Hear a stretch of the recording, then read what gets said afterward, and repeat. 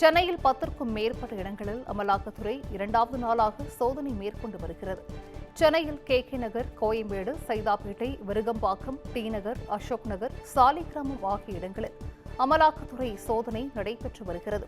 குறிப்பாக என்சிஸ் இந்தியா நிறுவனம், EHS 360 labs, என்ஹோல் engineering நிறுவனம் மற்றும் அவற்றின் நிறுவன இயக்குநர்களான குணசேகரன் உள்ளிட்ட நபர்களின் வீடுகள், கே நகரில் உள்ள மருத்துவர் ராஜ்குமார் மற்றும் பெல்ரோத் மருத்துவக் கல்லூரி முதல்வர் சுசீலா ராஜ்குமார், முன்னாள் மாசு கட்டுப்பாட்டு வாரிய கண்காணிப்பாளர் பாண்டியன் ஆகியோரின் வீடுகளில் அமலாக்கத்துறை சோதனை 2வது நாளாக தொடர்ந்து நடைபெற்று வருகிறது. ஆபரேஷன் சிந்தூர் நடவடிக்கை எதிரொலியாக சென்னையிலிருந்து சண்டிகர் செல்லும் விமானம் ரத்து செய்யப்பட்டுள்ளது. பகல்காம் தாக்குதலுக்கு பதிலடி கொடுக்கும் வகையில் இந்திய ஆபரேஷன் சிந்தூர் என்ற பெயரில் பாகிஸ்தான் மற்றும் ஆக்கிரமிப்பு காஷ்மீரில் உள்ள பயங்கரவாத முகாம்கள் மீது தாக்குதல் நடத்தியது. இதனால் ஜம்மு, ஸ்ரீநகர், லே, ஜோத்பூர், அமிர்தசரஸ், ஜாம்நகர், சண்டிகர் மற்றும் ராஜ்கோட் ஆகிய நகரங்களுக்கு செல்லும் விமான சேவைகளை ரத்து செய்திருப்பதாக விமான நிறுவனங்கள் அறிவித்துள்ளன. இதையடுத்து சென்னை விமான நிலையத்திற்கு சண்டிகர் செல்லும் விமான சேவைகள் ரத்து செய்யப்பட்டுள்ளது.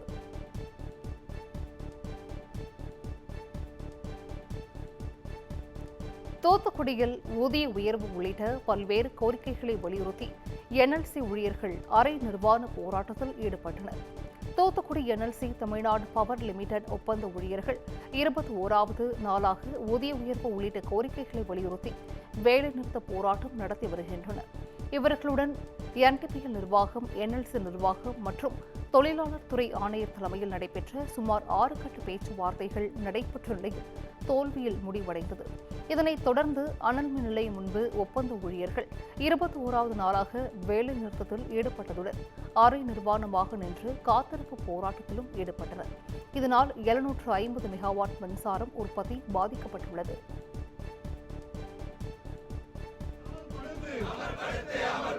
நீதிமன்ற தீர்ப்பினை அமல்படுத்து அலக்களிக்காதே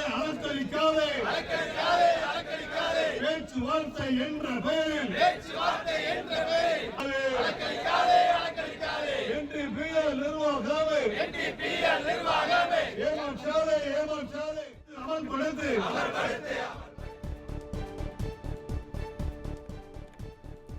திரைப்பட இயக்குநர் RK செல்வமணி மீதான முறைகேடு புகார் குறித்து சென்னை மத்திய குற்றப்பிரிவு போலீசார் தீவிர விசாரணை மேற்கொண்டு வருகின்றனர்.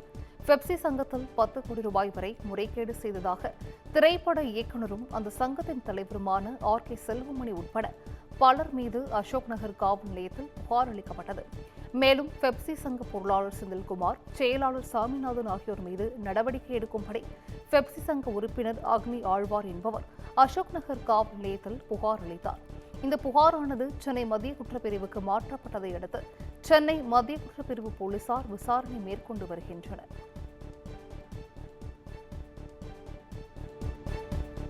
சென்னை மெரினாவில் உள்ள அண்ணா, கருணாநிதி நினைவிடங்களில் முதலமைச்சர் மு க ஸ்டாலின் மரியாதை செலுத்தினார். ஸ்டாலின் தலைமையிலான திமுக அரசு பொறுப்பேற்று 4 ஆண்டு நிறைவை ஒட்டி மெரினாவில் உள்ள பேரறிஞர் அண்ணா, கருணாநிதி நினைவிடங்களில் முதலமைச்சர் மு க ஸ்டாலின் மரியாதை செலுத்தினார். இதனைத் தொடர்ந்து 214 புதிய பேருந்துகளின் சேவை முதலமைச்சர் கொடியசைத்து தொடங்கி வைத்தார்.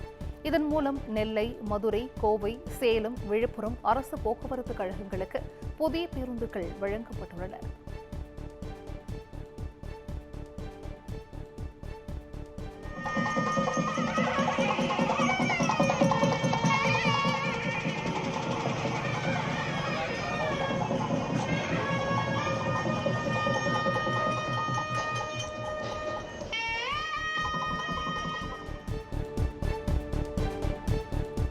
உலக புகழ்பெற்ற தஞ்சை பெரிய கோவில் சித்திரை தேரோட்டம் கோலாகலமாக நடைபெற்றது.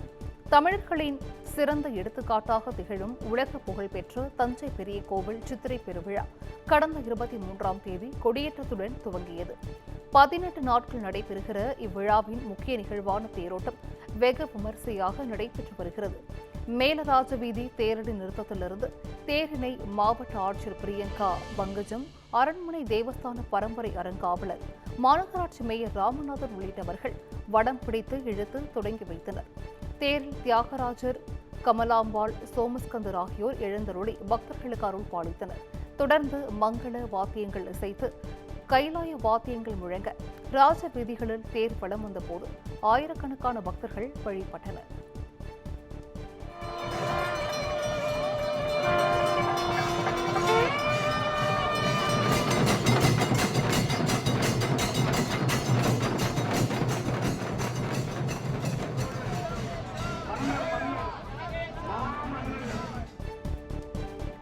சென்னையில் ஆபரண தங்கத்தின் விலையானது இன்று சற்று குறைந்திருக்கிறது.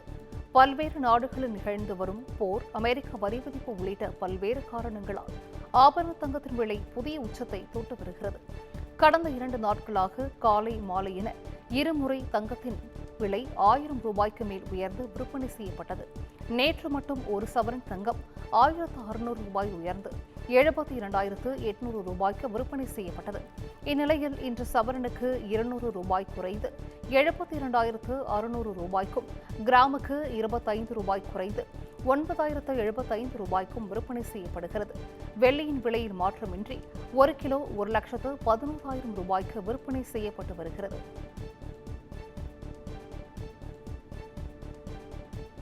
கேரளாவில் பேருந்திலிருந்து கவனக்குறைவாக இறங்கிய பெண் நிலை தடுமாறி கீழே விழுந்தபோது பின் சக்கரத்தில் சிக்கி உயிரிழந்த சம்பவம் சோகத்தை ஏற்படுத்தியுள்ளது.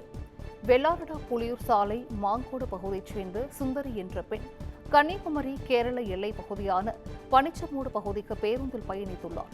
பேருந்து பனிச்சமூட்டை அடைந்த போது பேருந்து நிறுத்தத்தில் நிற்கும் முன் அந்த பெண் கவனக்குறைவாக பேருந்திலிருந்து இறங்க முயற்சித்துள்ளார்.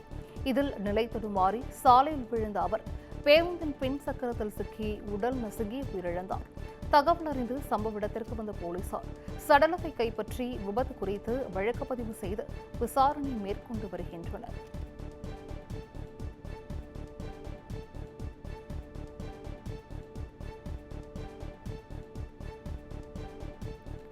கேரள மாநிலம் திருச்சூரில் புகழ்பெற்ற பூரம் திருவிழாவையொட்டி 2 மணி நேரமாக வெடித்த வானவேடிக்கை நிகழ்வை ஏராளமானோர் கண்டு களித்தனர். திருச்சூரில் நடைபெறும் பூரம் திருவிழாவானது உலக பிரசித்தி பெற்றதாகும். இதில் லட்சக்கணக்கான பக்தர்கள் வடக்கநாதன் கோவில் முன்பாக கூடி திருவிழாவை கொண்டாடினர். விழாவில் 50க்கும் மேற்பட்ட யானைகள் கலந்து கொண்டு நள்ளிரவு வரை குடை மாற்றும் நிகழ்ச்சி நடைபெற்றது. தொடர்ந்து அதிகாலை 3 மணிக்கு மேல் பூரத்தின் இறுதி நிகழ்ச்சியாக வெடிக்கட்டு என்று அழைக்கப்படும் பட்டாசுகளின் வான வேடிக்கை கோலாகலமாக நடைபெற்றது. இரவை பகலாகிய வான வேடிக்கை நிகழ்வை திரளானோர் ஆர்வத்துடன் கண்டு களித்தனர். இதனிடையே திருச்சூர் பூரத்தில் பங்கேற்ற யானை மிரண்டு ஓடியதால் 42க்கும் மேற்பட்டோர் காயமடைந்தனர்.